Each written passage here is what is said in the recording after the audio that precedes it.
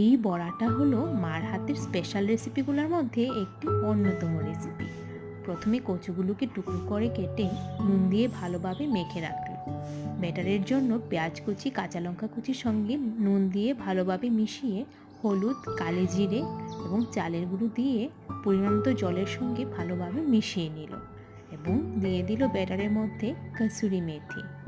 এখন নুন দিয়ে মাখিয়ে রাখা কচুর টুকরোগুলিকে শিলনোড়াতে অর্ধ বেটে নিল। তৈরি করে রাখা ব্যাটারের মধ্যে কচুর টুকরোগুলো ভালোভাবে ডুবিয়ে গরম গরম তেলের মধ্যে দিয়ে দিল। লো ফ্লেমে এপাশ ওপাশ উল্টিয়ে লাল করে ভেজে নিল। বাস, তৈরি হয়ে গেল। গরম গরম কচু বড়া দিয়ে ডাল এবং একারের সঙ্গে লাঞ্চটা কিন্তু ভালোই করলাম। আমার মতো কচুপ্রেমী যারা এভাবে বড়া করে খেতে পারো।